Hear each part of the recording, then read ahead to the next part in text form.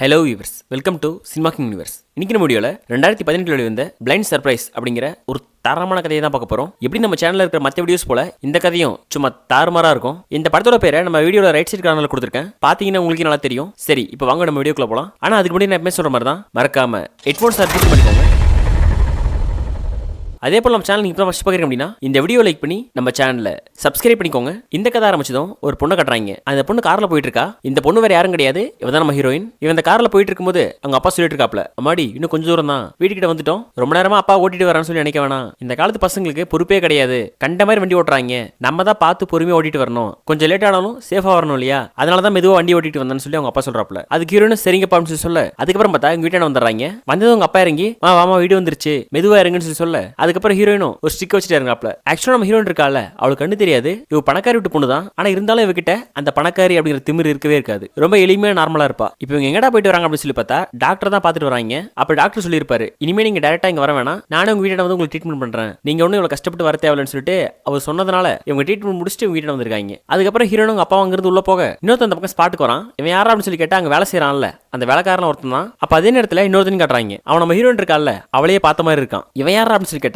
இவன் தான் நம்ம ஹீரோ, அதாவது இந்த வீட்டுல வேலை செய்யற வேலைக்காரன். அப்ப கூட இருக்கான், அவன் சொல்றான், டே என்னடா அங்க பாத்துட்டு இருக்க, என்ன முதலாளி ஒரு பொண்ணு பாக்குறியா? ஆமாமா, அந்த பொண்ணு பார்க்க லட்சணமா இருக்கும், ஆனா பாவம் அந்த பொண்ணு கண்ணு தெரியாது அப்படின்னு சொல்லி சொல்றான். அது ஹீரோ கேக்குறான், என்னடா சொல்ற, கண்ணு தெரியாதா? பார்க்கவே ஏஞ்சல் மாதிரி இருக்காங்க, ஆனா அவங்களுக்கு கண்ணு தெரியாதுன்னு சொல்ற, ஆமா இவ்வளவு நாள் எங்க இருந்தாங்க அப்படின்னு சொல்லி கேட்க, அதுக்கு அவன் சொல்றான், இந்த பொண்ணு அவங்க ரிலேட்டிவ் வீட்டுல இருக்கு, அங்க ட்ரீட்மெண்ட்ல இருந்துச்சு, எப்பவுமே இங்க வராது, எப்பயோ ஸ்மெல் தான் வரும், ஆனா நல்ல பொண்ணும் கூட, வந்தவங்க அப்பா கிட்ட ஏதாவது சொல்லிச்சு அப்படின்னா ரெக்கமெண்டேஷன் நமக்கு காசு பணம்லாம் கிடைக்கும், நிறைய கிஃப்ட் எல்லாம் கூட கொடுப்பாங்க அப்படிங்கிற மாதிரி அவன் சொல்றான். அவன் இந்த மாதிரி சொன்னதும் சொல்றான், ஆனா என்ன இருந்தாலும் பாவண்டா, இவ்வளவு அழகா இருக்கிற இந்த பொண்ணுக்கு கண்ணு தெரியல அப்படின்னா ரொம்ப கஷ்டம் தான், பாரு கண்ணு தான் இந்த பொண்ணுக்கு தெரியல, ஆனா நல்ல மனசு இருக்குல்ல சொல்லிட்டு ஹீரோ உங்ககிட்ட பேசிட்டு இருக்கான். அதுக்கப்புறம் இந்த மாதிரி சீன் போயிட்டு இருக்க, அவன் ஃப்ரெண்ட் அங்கிருந்து சரி ஓகேடா நீ பாரு நான் போய் வேலை செய்யறேன்னு சொல்லிட்டு அங்கிருந்து போயிடுறான். இவன் என்ன பண்றான் அப்படின்னா வேலை செய்ய போகாம இந்த பொண்ணு அழகா இருக்காளே, சரி அவளை பார்த்தே தீரணும், கொஞ்சம் போல எட்டி கூட பார்க்கலாம்னு சொல்லிட்டு வந்து எட்டி பார்த்துக்கிட்டே இருக்கான். ஆனா எவ்வளவு எட்டி பார்த்தாலும் நம்ம ஹீரோன் இருக்கால அவளை அவனால பார்க்கவே முடியல. அப்புறம் டக்குன்னு பார்த்தா அந்த ஓனர் இருக்கான்ல அவன் வந்து கத்துறான், ஏய் வேலை செய்யாம என்னடா பண்ற, இங்க என்ன உனக்கு வேலை, உன்னோட வேலை அங்கதான் இருக்கு, போய் வேலை செய்ய போ சொல்லி கத்த ஆரம்பிச்சிடறான். உடனே இவனும் சார் இல்ல சார் கொஞ்சம் இங்க ஏதோ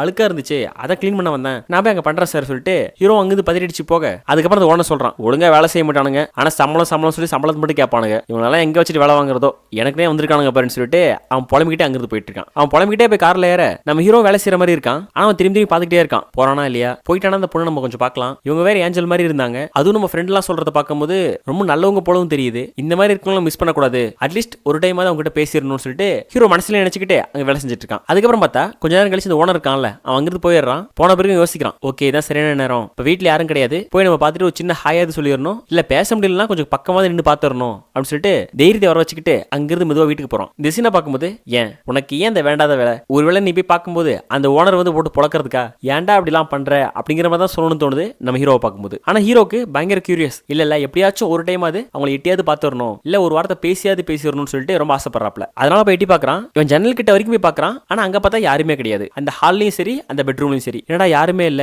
இங்க தானே அந்த பொண்ணு வந்தாங்க, ஒருவேளை அவங்க அப்பா கூட போயிருப்பாங்களோ, இல்லையே அவங்க அப்பா மட்டும் தானே தனியா போனாங்க, சரி என்னவா இருக்கும், உள்ள போய் பார்க்கலாமா, உள்ள போலாம், ஆனா ஏதாச்சும் பிரச்சனை ஆயிடுச்சுன்னா என்ன பண்றதுன்னு சொல்லிட்டு இவனுக்குள்ளே போலாமா வேணாமான்னு சொல்லி 1000 கொஸ்டின் வந்துகிட்டே இருக்கு. அதுக்கப்புறம் ஒரு கட்டத்துக்கு மேல சரி ஓகே உள்ள போய் பாத்துருவோம்னு சொல்லிட்டு ஏதோ உள்ள வரான். உள்ள வந்தா ஹால்ல யாருமே இல்ல, அங்க பெட்ரூம் பக்கம் மட்டும் பெட் மேல வந்து சின்ன சின்ன துணியெல்லாம் இருக்கு, அது போக ஒரு ஸ்டிக்கும் ஒன்று இருக்கு, அந்த பொண்ணு யூஸ் பண்றாள் அந்த ஸ்டிக். உடனே அவன் என்ன பண்றான் அப்படின்னா துணி இருக்குல்ல அந்த துணி எடுத்து பார்க்கறான். அந்த துணி எடுத்து பார்த்த உடனே அது செம வாசனையா இருக்கு. உடனே அவன் யோசிக்கிறான், இந்த துணியோட வாசனையா இருக்கே, நான் ஃபர்ஸ்டே யோசிச்சது சரிதான், இவங்க ஏஞ்சல் தான், ஏன்னா ஏஞ்சல் கிட்ட மட்டும் தான் இந்த மாதிரி வாசனை எல்லாம் கிடைக்கும்னு சொல்லிட்டு அந்த வாசனை நினைச்சு அவன் ரொம்ப ஹாப்பியா ஃபீல் பண்றான். டேய் நீ ஏதோ பார்க்கறதுனடா வந்த, இங்கடா ஸ்மெல்லாம் பண்ணிட்டு இருக்க, நீ பண்றத பார்க்கும்போது சும்மா ஜஸ்ட் பார்க்க வந்த மாதிரி தெரியலையே அப்படிங்கிற மாதிரி தான் கேட்கணும்னு தோணுது நம்ம ஹீரோவை பார்க்கும்போது. இவன் இந்த மாதிரி பார்த்துட்டு இருக்க, டக்குன்னு பார்த்தா நம்ம ஹீரோயின் இருக்கால அந்த ஸ்பாட்டுக்கு வந்துடுறா. அவளை பார்த்த உடனே அவன் ரொம்ப ஷாக் ஆயிடுறான். அதுக்கு முக்கியமான ரீசன் என்ன அப்படின்னா அந்த பொண்ணு அவளை கிட்ட பார்க்கறான்ல அது முக்கியமான ரீசன். அது மட்டும் இல்லாம எப்படி இருக்கா அப்படின்னா அப்படி இருக்கா, என்னடா அது நம்ம கிட்ட இருந்து பார்க்கலாம்னு சொல்லி தான் வந்தோம், நமக்கு எவ்வளவு பெரிய ட்ரீட் ஆகும்னு சொல்லிட்டு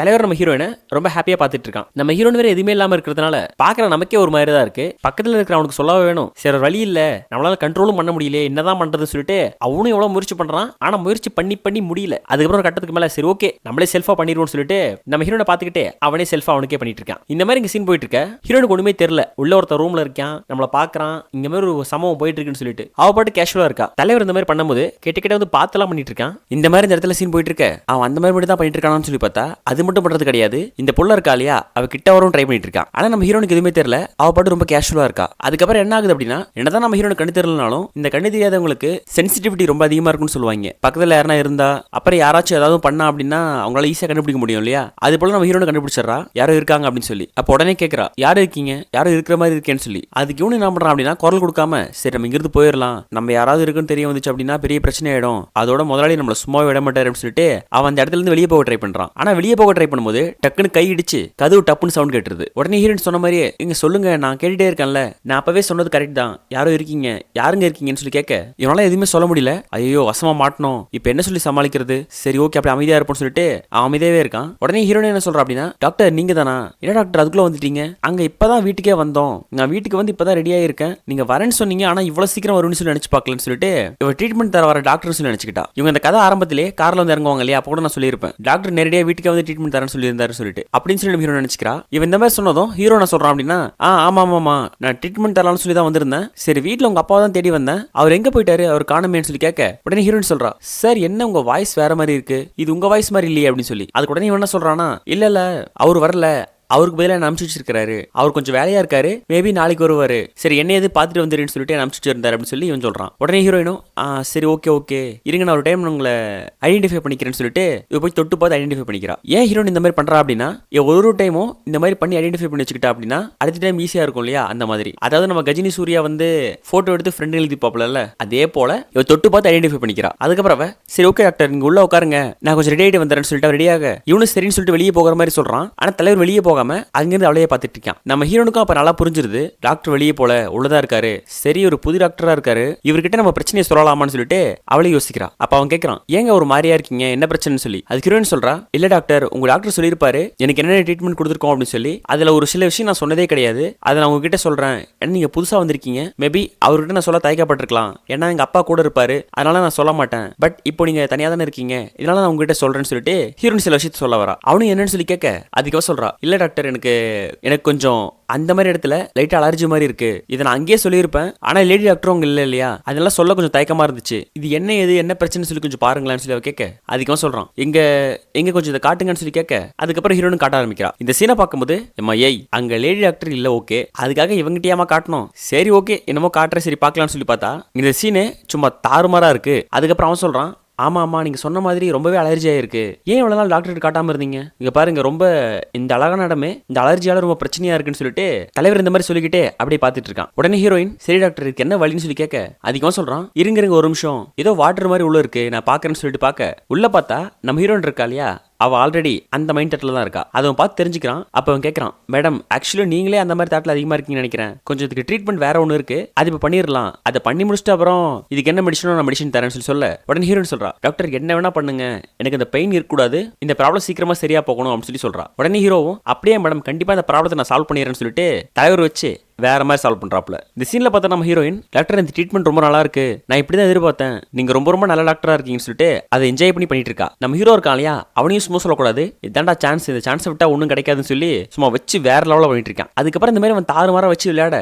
ஹீரோனுக்கு என்ன சொல்றதுனே தெரியல, அவ்வளோ அதை மனசார ஏத்துக்கிறா. ஆக்சுவலா இந்த சீன் ஸ்டார்டிங்லேயே நம்ம ஹீரோனுக்கு உள்ள யாரோ இருக்காங்கன்னு சொல்லி முதல்ல தெரிஞ்சிருக்கு, அவளுக்கே என்ன தாட்டு அப்படின்னா அந்த மாதிரி பண்ணணும் அப்படின்னு சொல்லி தான் தாட்டு. ஆனா என்ன இங்க வேலை செய்யறாங்க வேலைக்காரன் நம்ம ஹீரோ அவன் தான் உள்ள இருக்கான்னு சொல்லி அவளுக்கு தெரியாது, யாரோ ஒரு டாக்டர் வந்திருக்காங்க அப்படி சொல்லி தான் அவன் நினைச்சிருக்கா. சரி ஓகே டாக்டர் வந்தானே யாரா இருந்தானே ஒரு சம்பவத்தை போடுவோம்னு சொல்லிட்டு அவளும் திங்க் பண்ண அதுக்கேற்ற மாதிரி இந்த இடத்துல அப்படி ஆயிடுச்சு. ஆனா குறிப்பா இந்த சீன்ல என்ன ஒரு விஷயம் அப்படின்னா, நம்ம ஹீரோனு கண்ணு தெரியாது தான், ஆனா ஹீரோனு கண்ணு தெரியலனாலும் இந்த பர்ஃபார்மன்ஸ் இருக்கு இல்லையா அது சும்மா தாறுமாறு அல்டிமேட்டா பண்ணியிருப்பாப்ல. அதுக்கப்புறம் இந்த மாதிரி 2 பேரும் சேர்ந்து ஒரு 3/4 மணி நேரம் பண்ணி முடிக்க இந்த சீனும் தெருக்கி விட்டு முடிய அதுக்கப்புறம் அவன் சொல்றான், மேடம் ஓகே டைம் ஆயிடுச்சு, ஆக்சுவலி உங்க அப்பா வர நேரம், நான் இந்த மாதிரி ட்ரீட்மெண்ட் தந்திருக்கேன்னு சொல்லி உங்க அப்பாவுக்கு தெரிஞ்சிச்சு அப்படின்னா அது பெரிய பிரச்சனை ஆயிடும், இது நமக்குள்ளே வச்சுக்கோங்க, நான் அப்பப்பா வந்து உங்களுக்கு ட்ரீட்மெண்ட் தரேன், சரி இப்போ நான் கிளம்புறேன்னு சொல்லி சொல்ல அதுக்கு அவ சொல்றா, டாக்டர் எனக்கு அந்த டாக்டரை விட நீங்க கொடுத்த ட்ரீட்மெண்ட் தான் ரொம்ப பிடிச்சிருந்துச்சு, நீங்க அப்பப்பா வாங்க, நானும் அப்பா கிட்ட எதுவும் சொல்ல மாட்டேன் அப்படிங்கிற மாதிரி ஹீரோன்னு சொல்றா. உடனே அவனும் கண்டிப்பா நம்ம கண்டிப்பா மீட் பண்ணலாம் மேடம் சொல்லிட்டு சிரிச்ச மாதிரி அங்கிருந்து கிளம்பிடுறான். அவன் அங்கிருந்து கிளம்பினதும் நம்ம ஹீரோன் இருக்கா இல்லையா அவ ரொம்ப ஹாப்பியா சிரிக்கிறா. எங்க இந்த மாதிரி ஹாப்பினஸ் எல்லாம் எனக்கு கிடைக்காம போயிடுமோன்னு சொல்லி நினைச்சேன், ஆனா நல்லபடியா எனக்கு கிடைச்சிருச்சு,